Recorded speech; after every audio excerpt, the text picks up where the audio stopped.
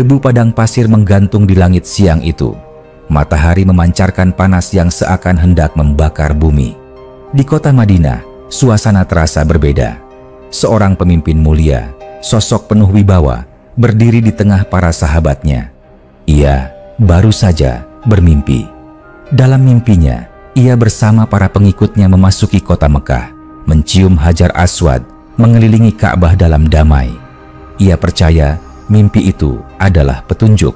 Ia berkata lantang, "Wahai sahabat-sahabatku, sesungguhnya aku bermimpi bahwa kita akan memasuki tanah suci. Sudah saatnya kita menunaikan umroh."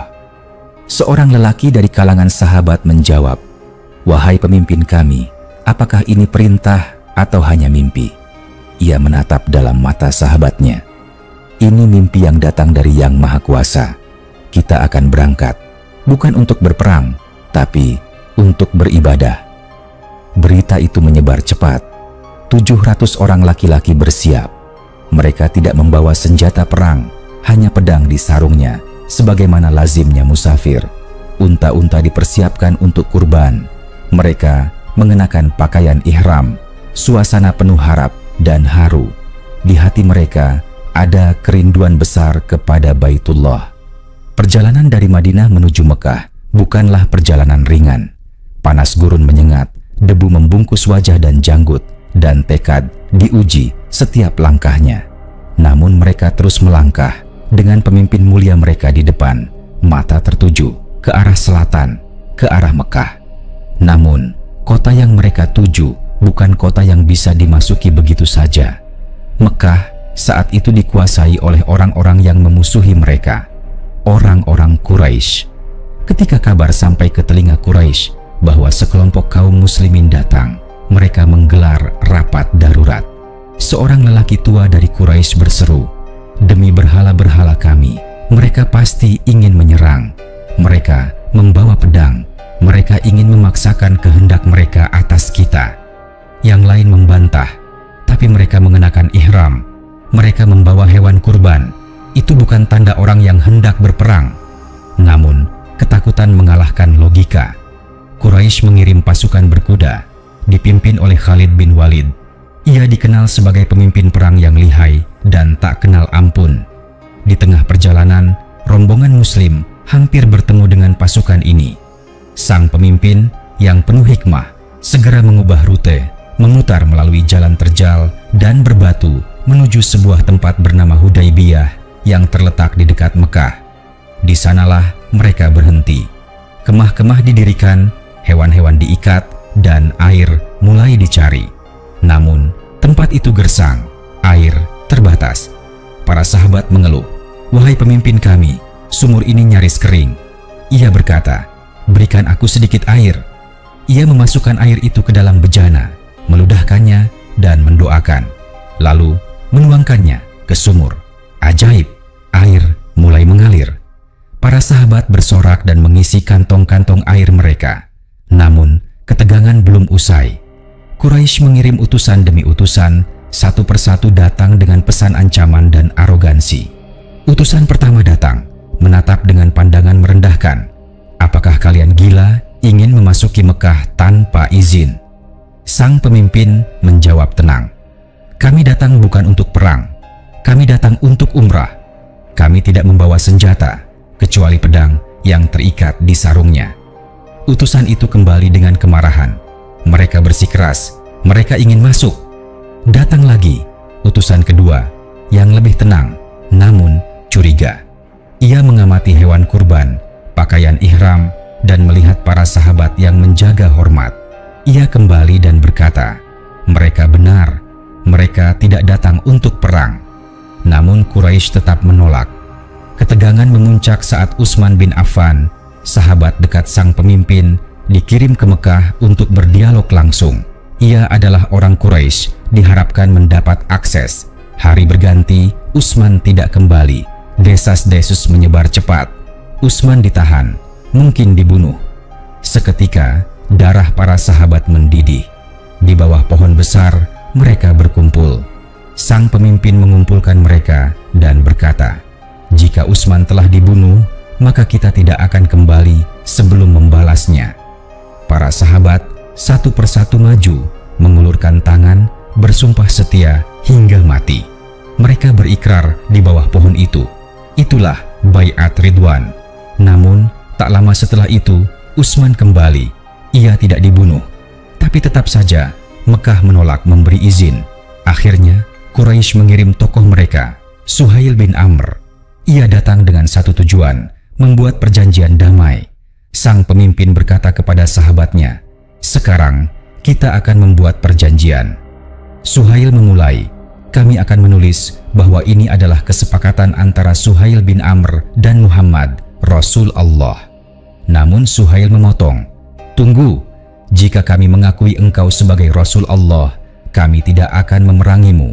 Tulis saja Muhammad bin Abdullah." Sahabat terkasih sang pemimpin, Ali bin Abi Thalib, menggenggam pena. Ia menolak menghapus Rasul Allah. Sang pemimpin berkata lembut, "Tunjukkan padaku bagian itu." Ia sendiri menghapusnya.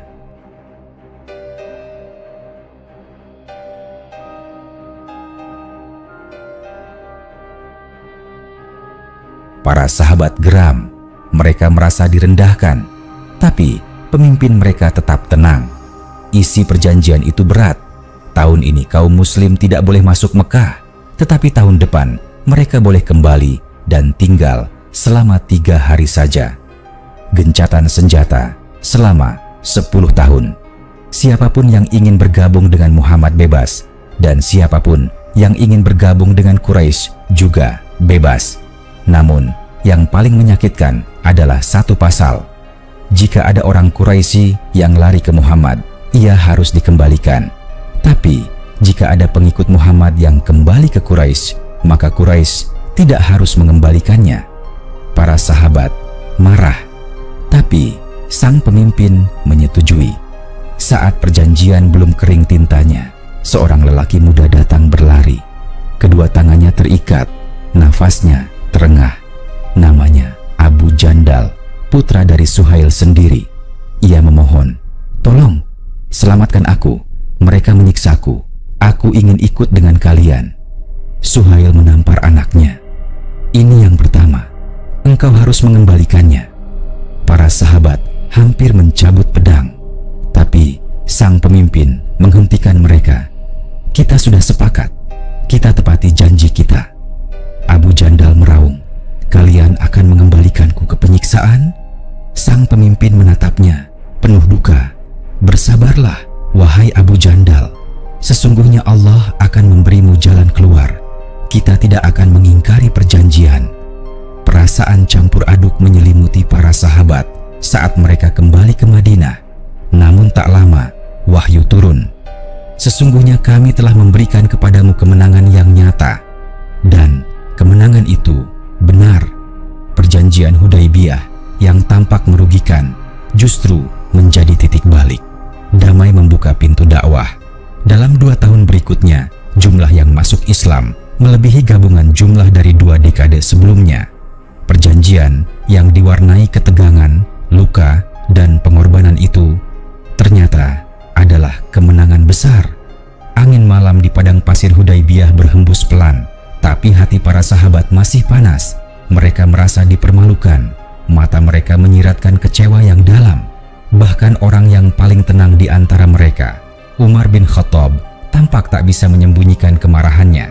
Ia mendekati sang pemimpin dan berkata dengan nada tinggi, "Wahai Muhammad, bukankah engkau utusan Allah?" Sang pemimpin menjawab dengan tenang, "Benar, aku adalah utusan Allah." Umar melanjutkan, "Bukankah kita berada di pihak yang benar dan mereka di pihak yang salah?"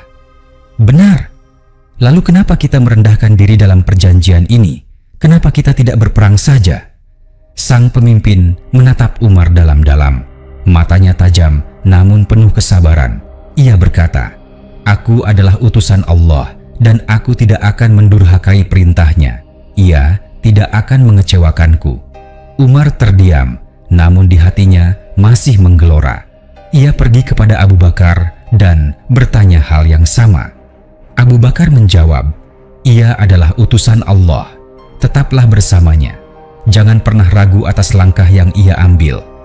Perjalanan kembali ke Madinah adalah perjalanan yang sunyi. Tidak ada takbir kemenangan, tidak ada senyum bangga.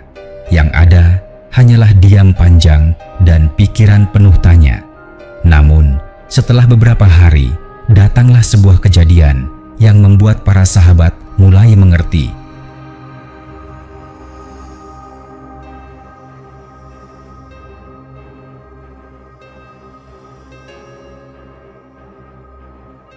Seorang laki-laki bernama Abu Bashir datang ke Madinah. Ia melarikan diri dari Mekah, dikejar dua utusan Quraisy. Abu Bashir meminta perlindungan. Namun, sang pemimpin karena perjanjian berkata, "Kami sudah berjanji, aku tidak bisa melanggar perjanjian." Dengan berat hati, Abu Bashir diserahkan kembali. Tapi, di tengah jalan, ia berhasil meloloskan diri dan bersembunyi di suatu tempat di pantai Laut Merah. Di sana, ia membangun kemah dan mulai menarik pelarian-pelarian Quraisy lainnya yang ingin ikut Islam. Mereka membentuk kelompok kecil, tak tunduk pada Quraisy, tapi juga tak tinggal di Madinah. Mereka menyerang kafilah dagang Quraisy, merugikan ekonomi Mekah. Akhirnya, Quraisy yang dulu memaksa pasal itu dalam perjanjian, kini memohon kepada Muhammad untuk mengambil Abu Bashir dan kelompoknya. Mereka ingin menghapuskan pasal itu. Satu demi satu, hikmah dari perjanjian mulai tampak. Tak lama kemudian, banyak suku Arab yang sebelumnya ragu mulai bergabung dan menyatakan Islam. Mereka melihat bahwa Islam bukan sekadar kekuatan militer, tapi ajaran yang menjaga janji, bahkan saat pahit. Setahun berlalu, kaum muslimin datang kembali ke Mekah. Kali ini tidak ditolak. Mereka memasuki kota dengan damai, melaksanakan umrah. Mata-mata Quraisy memperhatikan dari jauh, terkejut melihat kekuatan mereka. Mereka melihat kedisiplinan, ketertiban, dan ketenangan. Tidak ada kekacauan, tidak ada balas dendam, hanya ketundukan pada Allah. Dan 2 tahun setelah perjanjian itu ditandatangani, Quraisy sendiri melanggarnya. Mereka menyerang sekutu kaum muslimin. Maka, sang pemimpin memimpin pasukan 10.000 orang, dan kali ini tanpa darah mengalir, Mekah takluk. Kota suci itu kembali kepada tauhid. Semuanya bermula dari perjanjian yang tampak merugikan. Semua bermula dari kesabaran. Semua bermula dari keyakinan kepada janji Allah. Dan hari itu dikenang selamanya sebagai kemenangan dalam wujud kesabaran dan hikmah. Fajar mulai menyingsing di ufuk timur.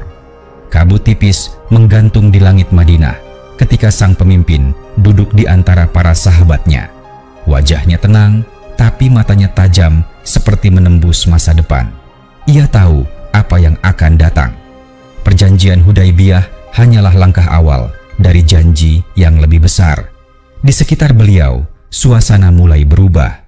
Para sahabat yang dulu kecewa kini mulai memahami. Mereka menyaksikan bagaimana para pemuka suku Arab satu persatu datang menyatakan Islam. Mereka datang bukan karena ditaklukkan pedang, tetapi karena mereka melihat Islam menjaga perdamaian, bahkan saat itu pahit untuk dijalani. Sang pemimpin berkata pada mereka suatu hari, "Sesungguhnya perjanjian ini akan membuka pintu yang lebih luas. Tidak lama lagi kita akan kembali, bukan hanya untuk umrah, tapi untuk lebih dari itu." Waktu berjalan, 2 tahun berlalu. Quraisy yang merasa unggul di awal perjanjian mulai resah. Abu Sufyan, tokoh besar Mekah, berdiri di balairung rumahnya. Ia gelisah. Malam itu ia baru menerima kabar buruk. Salah satu sekutu Quraisy, yaitu Bani Bakr, telah menyerang suku Khuza'ah yang merupakan sekutu kaum muslimin. Dalam serangan itu, darah tertumpah. Keesokan harinya, wajah Abu Sufyan semakin muram. Ia tahu perjanjian telah dilanggar. Ia memutuskan sesuatu yang tidak pernah ia bayangkan sebelumnya. Ia sendiri akan pergi ke Madinah, memohon agar perjanjian itu diperbaiki. Ini bukan misi diplomatik. Ini adalah tanda bahwa Quraisy mulai gentar. Ketika Abu Sufyan tiba di Madinah, ia mendapati suasana kota yang sangat berbeda dari terakhir kali ia lihat. Islam telah berkembang pesat Jumlah kaum muslimin jauh lebih banyak dari sebelumnya. Ia melihat masjid yang besar, orang-orang beribadah dengan khidmat, dan persatuan yang kokoh. Ia mencoba menemui sang pemimpin, namun ditolak. Ia mencari para sahabat terdekat. Ia pergi ke rumah Ali bin Abi Thalib. "Wahai Ali," kata Abu Sufyan, "berbicaralah pada Muhammad agar ia memaafkan kami. Aku tahu pasal telah dilanggar, tapi jangan sampai ada perang."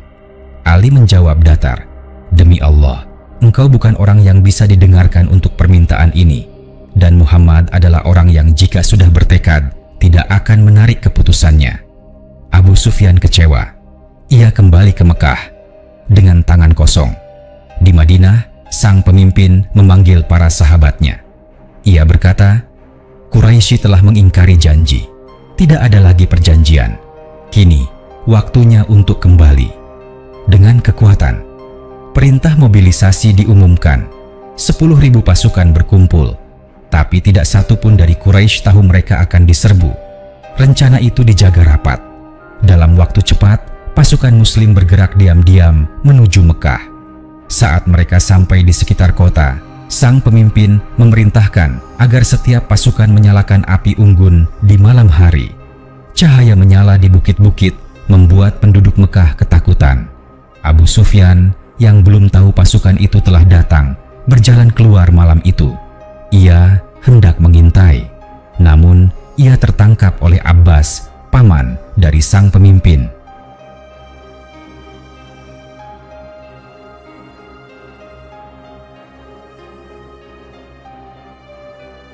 Abbas membawanya ke hadapan keponakannya. Mereka bertatapan. Abu Sufyan gugup. Sang pemimpin bertanya, "Tidakkah saat ini engkau yakin bahwa tidak ada Allah selain Allah yang Esa dan aku adalah utusannya?" Abu Sufyan ragu sejenak, lalu berkata, "Aku kini yakin bahwa tidak ada yang mampu menandingimu. Tapi hatiku masih berat mengatakan, engkau utusan Allah." Sang pemimpin tidak memaksanya. Ia hanya berkata, "Pergilah ke Mekah. Katakan pada mereka bahwa siapapun yang masuk ke rumahmu akan selamat. Siapapun yang masuk ke Masjidil Haram akan selamat. Dan siapapun yang menutup pintunya akan selamat." Pagi itu, pasukan Islam memasuki kota suci. Tidak ada perlawanan berarti. Mekah menyerah tanpa pertumpahan darah. Sang pemimpin masuk ke dalam Ka'bah. Ia menghancurkan berhala-berhala satu persatu sambil mengucapkan, "Kebenaran telah datang dan kebatilan telah lenyap." Dan di sana, di hadapan ribuan orang Mekah, ia berdiri dan berkata, "Wahai kaum Quraisy, menurut kalian, apa yang akan aku lakukan terhadap kalian?" Mereka gemetar. Mereka tahu apa yang layak mereka dapatkan atas segala pengkhianatan dan penyiksaan di masa lalu. Tapi ia berkata, "Aku berkata pada kalian sebagaimana Yusuf berkata pada saudara-saudaranya, hari ini tidak ada balas dendam. Pergilah, kalian semua bebas." Tangis pecah, hati yang keras luluh, dada yang penuh kesombongan Quraisy selama bertahun-tahun, kini tunduk di hadapan kemaafan yang luar biasa. Itulah buah dari Hudaibiyah. Perjanjian yang kelihatannya lemah, justru membuka jalan bagi kemenangan terbesar dalam sejarah kemanusiaan. Sebuah kemenangan tanpa peperangan, dengan senjata paling kuat, kesabaran, strategi, dan ampunan. Ketika Mekah telah tunduk, kota itu berubah dalam satu malam. Berhala-berhala yang selama berabad-abad disembah, kini berserakan di tanah, hancur di bawah tangan sang pemimpin yang dulu mereka usir dan sakiti. Tapi alih-alih membalas, ia memaafkan. Kaum Quraisy yang dulu membanggakan diri sebagai penjaga Ka'bah, kini berdiri di antara kerumunan umat yang bertakbir.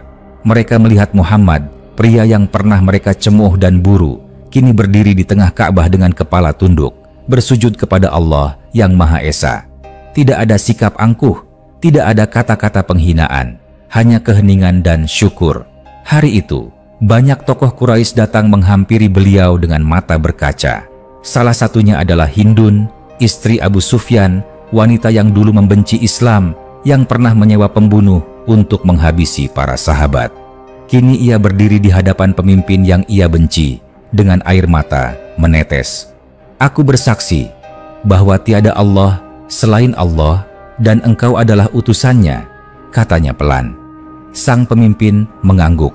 Islam menghapus semua dosa yang lalu. Tak lama kemudian, tokoh-tokoh besar lainnya menyusul.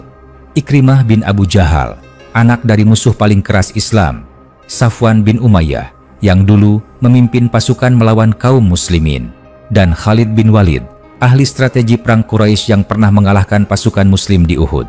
Semuanya datang dan semuanya diterima dengan pelukan dan kasih. Mekah yang dulu menyembah berhala, kini berubah menjadi kota tauhid. Ka'bah dibersihkan, adzan dikumandangkan dari puncaknya, dan umat manusia dari seluruh jazirah Arab mulai berdatangan untuk menerima cahaya Islam.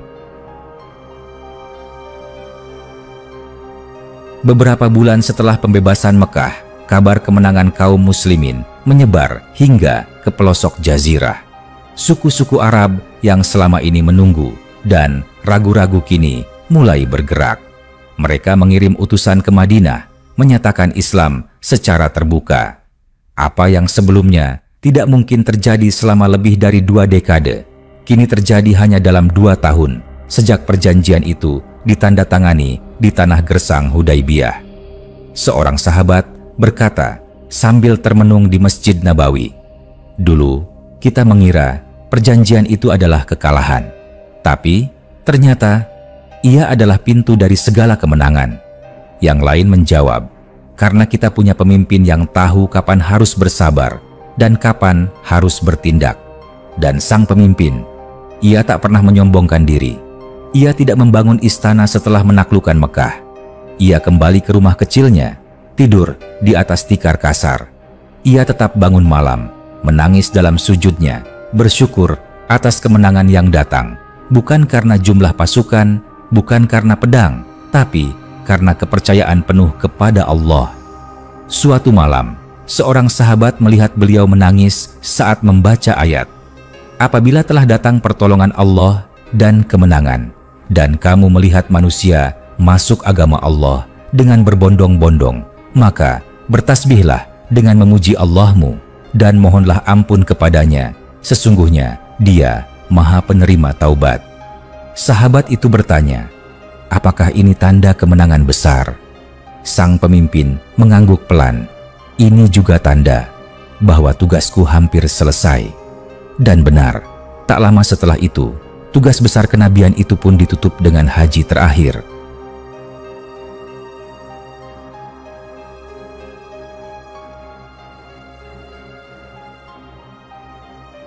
Di Arafah, beliau menyampaikan khutbah perpisahan di hadapan puluhan ribu manusia dengan suara penuh haru. "Wahai manusia, dengarkan baik-baik. Aku mungkin tidak akan bertemu kalian lagi setelah tahun ini. Hudaybiyah bukan hanya perjanjian, ia adalah pelajaran tentang sabar di saat orang lain marah, tentang bijak di saat dunia haus darah, dan tentang bagaimana Allah memberi jalan melalui cara yang tidak pernah manusia duga." Beberapa waktu setelah kemenangan di Mekah, suasana Jazirah Arab benar-benar berubah. Suku demi suku mengirim utusan ke Madinah. Kota itu yang dulu hanya dikenal sebagai tempat pelarian kaum muslimin, kini telah menjadi pusat dari gerakan terbesar dalam sejarah manusia. Tapi sejarah belum selesai. Perjanjian Hudaybiyah bukan hanya melapangkan jalan menuju Mekah. Ia mengajarkan kepada seluruh umat bahwa jalan menuju kemenangan sejati bukan lewat darah semata, tapi lewat keteguhan, kesabaran, dan pengendalian diri. Namun, masih ada musuh-musuh besar yang belum ditaklukkan. Suku-suku Arab yang merasa terancam oleh menyatunya umat di bawah Islam. Salah satunya adalah suku Hawazin dan Tsaqif yang memiliki kekuatan besar di wilayah Taif. Mereka merasa keberadaan mereka akan tergeser jika Islam terus berkembang. Mereka segera menyusun pasukan dan menggalang kekuatan. Maka terjadilah Perang Hunain, salah satu perang besar yang terjadi setelah pembebasan Mekah. Di lembah Hunain, di pagi yang berkabut, pasukan muslimin yang kini berjumlah lebih dari 12.000 orang, tiba-tiba dikejutkan oleh serangan mendadak. Panah-panah meluncur dari balik bukit. Suasana menjadi kacau. Beberapa pasukan Muslim melarikan diri. Mereka belum pernah merasakan kekalahan sejak Hudaibiyah. Di saat itu, sang pemimpin tidak bergeming. Ia memacu kudanya ke depan, berdiri di tengah panah dan seruan musuh, lalu berseru dengan suara mengguncang. "Aku adalah putra Abdul Muthalib. Aku adalah nabi. Tidak ada dusta dalam ucapanku." Suara itu seperti petir yang membangunkan para sahabat dari keterkejutan. Mereka kembali berkumpul, berbaris mengelilingi beliau. Pasukan yang tadinya terpukul kini kembali menyerang. Dengan keberanian yang menyala, kaum muslimin akhirnya memenangkan pertempuran Hunain. Harta rampasan melimpah dan para tawanan dibebaskan dengan kemurahan hati yang luar biasa. Kemenangan demi kemenangan terus datang. Tapi semua itu adalah buah dari benih yang ditanam di Hudaibiyah. Malam hari di Madinah, sang pemimpin duduk sendirian. Tangannya mengusap janggutnya yang mulai memutih. Ia menatap ke langit, mengingat kembali semua perjalanan. Dari Gua Hira, tempat wahyu pertama turun. Dari penganiayaan di Mekah, hijrah yang menyakitkan, kehilangan sahabat-sahabatnya, pertempuran demi pertempuran, hingga momen menegangkan di Hudaibiyah. Ketika semua orang ragu, tapi ia tetap teguh. Di malam itu pula, turun wahyu terakhir yang meneguhkan semuanya. "Pada hari ini, telah aku sempurnakan untuk kalian agama kalian, dan telah aku cukupkan nikmatku atas kalian, dan telah aku ridai Islam sebagai agama kalian." Tangis jatuh pelan di pipinya. Tugas itu hampir selesai. Beberapa bulan kemudian, tubuhnya mulai melemah. Wajah yang dahulu bersinar penuh semangat kini tampak pucat. Para sahabat mulai resah. Tapi ia tetap memimpin sholat, meski kadang harus dipapah. Lalu datanglah hari terakhir. Ia keluar dari rumah, menyingkap tirai masjid. Para sahabat sedang berdiri dalam sholat berjamaah. Ia tersenyum, lalu kembali ke tempat tidurnya. Disitulah, dalam keheningan, ruh beliau kembali kepada penciptanya. Guncangan mengguncang Madinah. Umar bin Khattab berdiri dengan pedang di tangannya, berteriak bahwa Muhammad tidak mungkin wafat. Tapi kemudian Abu Bakar datang, membacakan ayat, "Muhammad hanyalah seorang utusan. Sungguh telah berlalu utusan-utusan sebelumnya. Jika ia wafat atau dibunuh, apakah kalian akan berbalik ke belakang?" Mereka menangis. Mereka mengerti, pemimpin itu telah pergi, tapi warisannya hidup. Bukan berupa istana, bukan harta, tapi akhlak, tauhid, dan cahaya yang akan terus memancar ke seluruh dunia. Hudaibiyah, yang dulu hanya dianggap secarik perjanjian di gurun sunyi, kini tercatat sebagai titik balik dalam sejarah peradaban manusia. Dari sanalah kemenangan spiritual, militer, dan moral bermula. Dan selama umat manusia masih membaca sejarah, kisah itu akan terus dikenang, bukan hanya sebagai kemenangan diplomatik, tapi sebagai bukti bahwa yang berpegang pada kebenaran dan kesabaran akan selalu menang pada akhirnya.